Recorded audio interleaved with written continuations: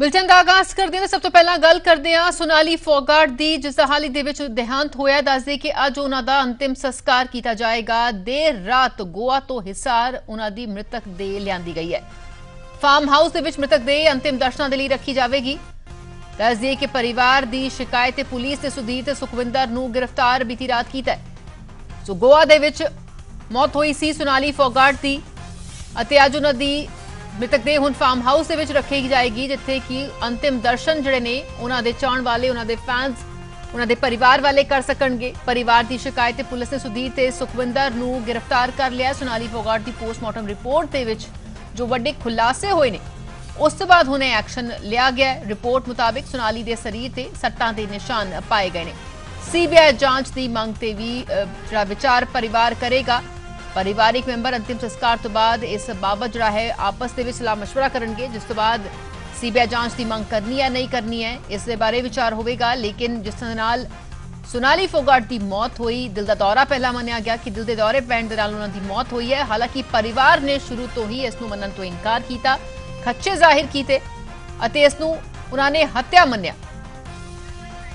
रमन दे नाल गल करदे हां। रमन, जिस नाल सोनाली फोगाट की मौत हुई, यकीनन परिवार वाले लगातार इस लैके इस नैचुरल डेथ नहीं मान रहे सन, लेकिन हुण दो लोगों की गिरफ्तारी हुई है, अगे जांच होएगी यकीनन, और मृतक देह जिहड़ी इत्थे लियांदी जाएगी अंतिम दर्शनां लई। की कुछ इस वेले दी अपडेट और जानकारी? बिल्कुल राधा, सोनाली फोगाट दे उसे फार्म हाउस से खड़े जिथे कुछ समय के बाद उन्हों की मृतक देह इत्थे पहुंचेगी। तो परिवार दे विच और उन्होंने परिवारक मैंबर जो रिश्तेदार ने, करीबी रिश्तेदार ने, दोस्त ने, उन्होंने काफ़ी जी है इसनों लैके गम पाया जा रहा। और इसनों कुदरती मौत नहीं परिवार कह रहा, इसनों कहा कि एक सोची समझी साजिश के तहत कतल किया गया। इसनों लैके FIR भी गोवा दे विच दर्ज करवाई गई। उन्होंने भरा वालों ये गल दसी जा रही है कि दो लोगों को हुण तक इस मामले के विच गिरफ्तार भी किया जा चुका है। तस्वीरां दिखा रहे हैं उसे फार्म हाउस दी जिथे हुण इत्थे लोगों का पहुंचना जिहड़ा हैगा, परिवार दे नाल दुख साझा करन वाले वो इत्थे लगातार पहुंच रहे हैं। तो ये उही फार्म हाउस है जिथे कुछ ही समय के बाद मृतक देह जी पहुंचेगी। और तकरीबन जिहड़े हैगे ने इत्थों शव यात्रा जिहड़ी हैगी मृतक देह जिहड़ी हैगी ऋषि नगर जिहड़ा हैगा उत्थे लैके जाओ, उत्थे अंतिम जिहड़ी हैगी विदाई दी है, अंतिम संस्कार होवेगा। तो उसे फार्म हाउस से खड़े हैं और परिवार जिहड़ा लगातार इल्जाम लगा रहा है कि सोनाली फोगाट लंबे समय तो जिहड़ी हैगी है इस गल नूं लैके अपने भरा कोल जिक्र भी किया सी, जो उन्होंने भरा वालों ढाका वालों ये जानकारी दी गई है। तो हुण परिवार वालों जो इल्जाम लगाए गए सी किते ना किते उसकी पुष्टि जिहड़ी हैगी आ वो पोस्टमार्टम रिपोर्ट दे विच हुंदी होई दिखाई दे रही है। हालांकि परिवार वालों एक होर पोस्टमार्टम करवाउण तो जिहड़ा हैगा उस तो पुष्टि नहीं की कि एक होर पोस्टमार्टम नहीं होगा, पर इन्ना जरूर कहा कि CBI जांच नूं लैके परिवार अज जदों इकट्ठा होवेगा, गलबात करेगा तो उसनूं CBI जांच की मंग जरूर कर सकता जो उन्होंने परिवारक मैंबरों तो जानकारी मिल रही है। और दूसरे पासे खुद जिहड़े हैगे ने हरियाणा के मुख्यमंत्री भी इस नूं लैके परिवार दे नाल दुख साझा कर चुके हैं और परिवार की हर मदद जेकर जांच CBI तो कराउणा चाहुंदे ने तो परिवार दे नाल वो भी अपने तरीके नाल गलबात कर चुके हैं। तो उसे फार्म हाउस दी तस्वीरां दिखा रहे हैं जिथे कुछ ही समय के बाद इत्थे हुण मृतक दे पहुंचेगी। तो परिवार दे नाल दुख साझा करने वाले भी वड्डी गिनती ते पहुंच रहे हैं, क्योंकि एक जाणिया पछाणिया चेहरा सी। 2019 दे विच आदमपुर तो चोण भी लड़ी सी। इस तो पहला दूरदर्शन तो एंकरिंग के रूप में अपनी शुरुआत करते हैं। 1 अक्तूबर 1979 का उन्होंने जन्म और छोटी उम्र के विच एक स्टार के रूप में उभरना और इस तो बाद हरियाणवी फिल्मों के विच काम करना, गीत दे विच काम करना, तो किते ना किते एक वड्डे चेहरे वजों उभरे सी। और BJP शामिल होने तो बाद महिला मोर्चे के विच काम करना उन्होंने मौका भी मिला से। हालांकि आदमपुर तो चोण तो नहीं जिस पाए सी, पर अपनी बयानबाजी करके जिहड़े हो गए काफ़ी सुर्खियां दे विच रहिंदे सी। तां हुण कुछ समय के बाद मृतक जिहड़ी देह हैगी उन्हां दे फार्म हाउस ते पहुंच जाएगी।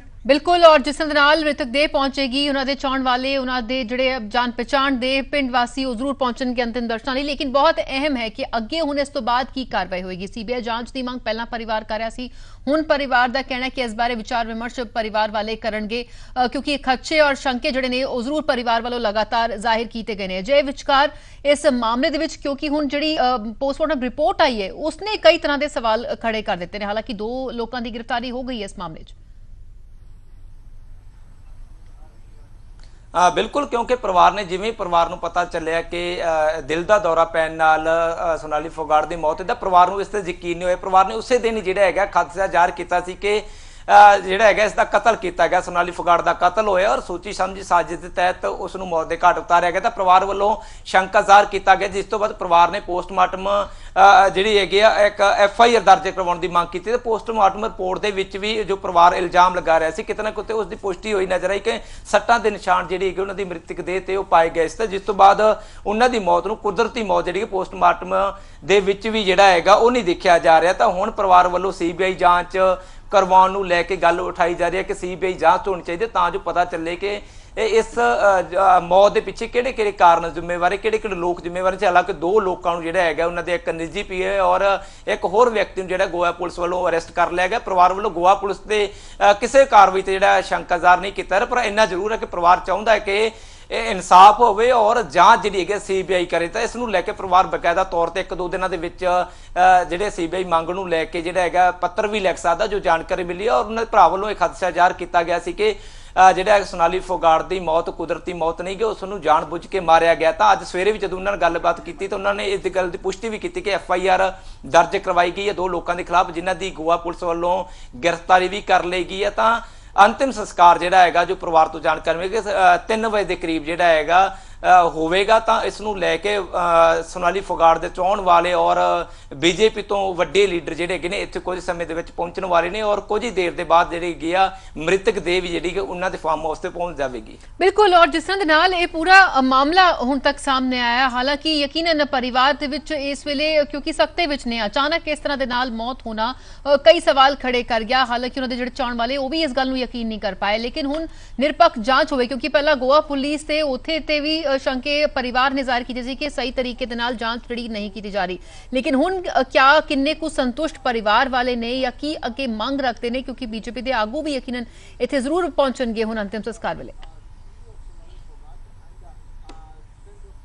बिल्कुल परिवार जो असीं पहले जिक्र किया कि गोवा पुलिस की हुण तक की जो कारगुजारी रही है कार्रवाई रही है उस तो संतुष्टि जरूर जाहिर कर रहा। और जो शुरुआत दे विच कहा गया सी कि हार्ट अटैक के नाल सोनाली फोगाट की मौत हुई तो उसनूं लैके खादसा ਜ਼ਾਹਰ ਕੀਤਾ ਸੀ, ਪਹਿਲੇ ਦਿਨ ਖਾਦਸਾ ਜ਼ਾਹਰ ਕੀਤਾ ਸੀ ਕਿ ਜਿਹੜੀ ਹੈਗੀ ਸੋਨਾਲੀ ਫੋਗਾਟ ਦੀ ਮੌਤ ਕੁਦਰਤੀ ਮੌਤ ਨਹੀਂ ਹੈਗੀ, ਉਸ ਨੂੰ ਮਾਰਿਆ ਗਿਆ। ਤਾਂ ਪਰਿਵਾਰਕ ਮੈਂਬਰ ਗੋਆ ਪਹੁੰਚੇ ਸੀ, ਗੋਆ ਜਾ ਕੇ ਉਹਨਾਂ ਵੱਲੋਂ ਪੋਸਟਮਾਰਟਮ ਜਦੋਂ ਹੋਇਆ ਤਾਂ ਉਸ ਦੇ ਵਿੱਚ ਵੀ ਪੁਸ਼ਟੀ ਹੋਈ ਹੈ ਕਿ ਕੁਦਰਤੀ ਮੌਤ ਨਹੀਂ ਹੈਗੀ, ਉਸ ਨੂੰ ਜਾਣ ਬੁੱਝ ਕੇ ਮਾਰਿਆ ਗਿਆ। ਇਸ ਨੂੰ ਲੈ ਕੇ ਉਹਨਾਂ ਦੇ ਨਿੱਜੀ PA ਔਰ ਸੁਖਵਿੰਦਰ ਸਿੰਘ ਤੇ ਜਿਹੜੇ ਹੈਗੇ ਨੇ ਇਲਜ਼ਾਮ ਲੱਗੇ ਸੀ, ਉਹਨਾਂ ਨੂੰ ਕੱਲ ਰਾਤ ਜਿਹੜਾ ਹੈਗਾ ਗ੍ਰਿਫਤਾਰ ਵੀ ਕਰ ਲਿਆ ਗਿਆ। ਤਾਂ ਪਰਿਵਾਰ ਹੁਣ ਇਸ ਦੇ ਪਿੱਛੇ ਹੋਰ ਸਾਜ਼ਿਸ਼ ਕੀ ਸੀ, ਕਿਉਂ ਉਸ ਨੂੰ ਮਾਰਿਆ ਗਿਆ, ਕਿਹੜੇ ਕਿਹੜੇ ਕਾਰਨ ਰਹੇ ਕਿ ਉਸ ਨੂੰ ਆਪਣੀ ਜਾਨ ਗਵਾਉਣੀ ਪਈ, ਉਸ ਨੂੰ ਲੈ ਕੇ CBI ਜਾਂਚ ਦੀ ਮੰਗ ਕਰ ਸਕਦਾ ਹੈ। ਔਰ ਜੇਕਰ ਸੋਨਾਲੀ ਫੋਗਾਟ ਦੇ ਕਰੀਅਰ ਦੀ ਗੱਲ ਕਰੀਏ ਤਾਂ ਦੂਰਦਰਸ਼ਨ ਤੋਂ ਇੱਕ ਐਂਕਰ ਦੇ ਰੂਪ ਵਿੱਚ ਸ਼ੁਰੂਆਤ ਕੀਤੀ, ਇਸ ਤੋਂ ਬਾਅਦ ਟਿਕਟੌਕ ਤੇ ਸਟਾਰ ਬਣਦੇ ਨੇ, ਇਸ ਤੋਂ ਬਾਅਦ ਲਗਾਤਾਰ ਸੋਸ਼ਲ ਜਿਹੜੇ ਕੰਮਾਂ ਦੇ ਵਿੱਚ ਉਹ ਵਿਚਰਦੇ ਨੇ। ਤਾਂ BJP ਦੇ ਸ਼ਾਮਲ 2018 ਵਿੱਚ ਸ਼ਾਮਲ ਹੋਣ ਤੋਂ ਬਾਅਦ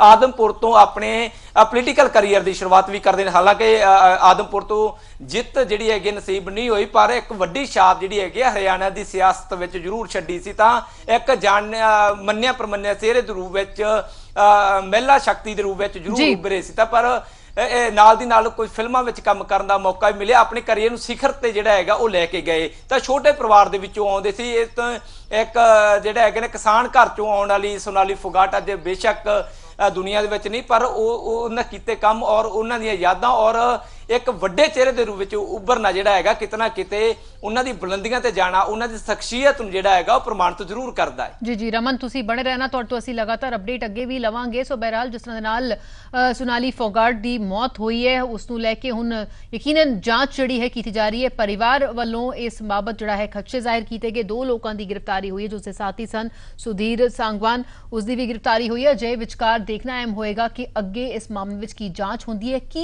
नतीजा इस जांच के सामने आता है।